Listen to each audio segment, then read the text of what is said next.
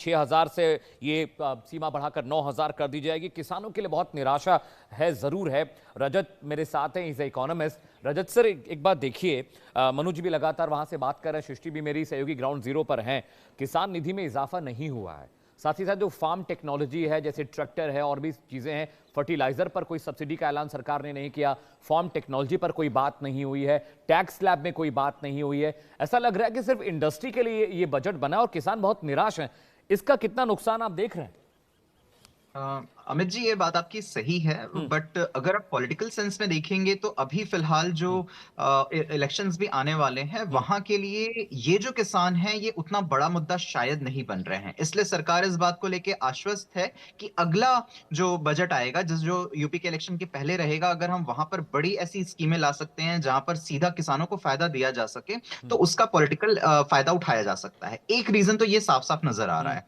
दूसरा ये भी है कि बहुत बार बहुत सारी स्कीमों में बदलाव बजट में नहीं दिखाया जाता है और वो बाद में लेकर आती है लेकिन गवर्नमेंट, बिकॉज रजत जी, जरूरी नहीं है।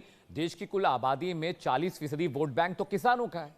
40% वोट बैंक को आप खुश नहीं कर पाए, चाहे यूपी, बिहार, छत्तीसगढ़ या कोई भी राज्य हो। किसानों को कम से कम 6,000 रुपए आप दे रहे हैं, 9,000 कर देने में क्या बुराई थी? आप 10,000 करोड़ का एलोकेशन बायो फार्म के लिए कर रहे हैं, आप फ्रेट कॉरिडोर बना रहे हैं, आप टूरिज्म पे बात कर रहे हैं। देश का अन्नदाता जो हमारा पेट भर रहा है उसके लिए आपने ऐलान ही नहीं किया। आपने ट्रैक्टर पर सब्सिडी नहीं घटाई, आपने फर्टिलाइजर पर टैक्स कम नहीं किया, आपने आयुष्मान भारत को लेकर कोई ऐलान नहीं किया। 140 करोड़ आबादी में 90% लोग तो बीमार है देश में।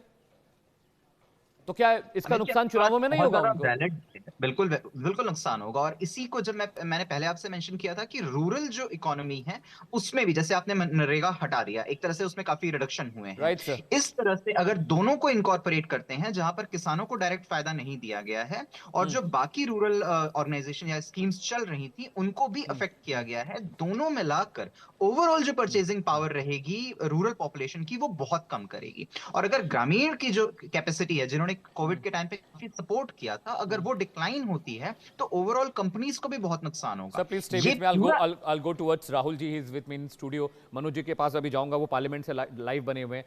राहुल सर, ये आप देख रहे हैं, किसानों के लिए कोई ऐलान नहीं किया गया है, आयुष्मान भारत पर कोई बातचीत नहीं हो रही है। इंडस्ट्री से देश चलता है, ठीक है, लेकिन जनता भी तो चाहिए वोट के लिए। नहीं नहीं, देखिए ये जो आप प्रश्न बड़ा गंभीर है, क्योंकि इसको 2-3 आयामों में देखना पड़ेगा। Right sir. प्रधानमंत्री किसान सम्मान निधि कब आया था? उसके आए हुए सोचिए, उसके बाद से अगर हम लोग इन्फ्लेशन को जोड़ें तो वो 6,000 रुपये का आज महत्व क्या बचा हुआ है? यानी सरकार ने जब 6,000 वो दे रही थी, आज कम से कम इन्फ्लेशन एडजस्ट करते हुए भी अगर वो घोषणा करती तो कम से कम 9,000 रुपया तो होता ही होता। 9,000 दे के भी हम लोग कोई उस किसान सम्मान निधि को बढ़ोतरी नहीं करते, बल्कि वो पुराना 6,000 रुपया लेवल करते, लेवलिंग करते राइट सर, राइट तो सर। ये एक सबसे महत्वपूर्ण चीज है कि आपने उसके इन्फ्लेशन को भी जो है कि उसको एडजस्ट नहीं किया है, नंबर 1। नंबर 2, देखिए इस समय हम लोग देख रहे हैं जी राम जी और मनरेगा को लेकर कितना ज्यादा शोरगुल मचा हुआ है। मैं कह रहा हूं, देखिए हम लोग दुनिया की चौथी सबसे बड़ी अर्थव्यवस्था है हम लोग। Right sir. 8.2% का सबसे फास्टेस्ट ग्रोइंग इकोनॉमी है हम लोग। Right sir. और वहां पे अगर विपक्ष ये मांग करे कि नहीं, जो है कि न्यूनतम वेतन जो है वो मनरेगा के अंतर्गत या जी राम जी में, जो अब नया जी राम जी है उसमें आप 370 से बढ़ा के 400 रुपया कर दीजिए, ये मांग भारत में चौथे इकोनॉमी वाले देश में करनी पड़े, ये मांग रखनी पड़े किसी को, ये भी एक अपने आप में आश्चर्य का मामला है अमित जी। कि हमें तो लगता था कि इस मामले पर भी सरकार की तरफ से कोई घोषणा आती कि विपक्ष 400 क्या मांग रहा है, हम तो जो है कि 500 रुपया का जो है कि सीधे सीधे घोषणा कर रहे हैं। Right sir. ये चीजें होनी चाहिए थी। Please stay with me Rahul ji, we are going for a short break. Manu ji वहां से लगातार बने हुए पार्लियामेंट से। रजत सर आपको स्क्रीन पर दिख रहे हैं। मेरी सहयोगी Srishti is also there from greater Noida. और एक छोटी सी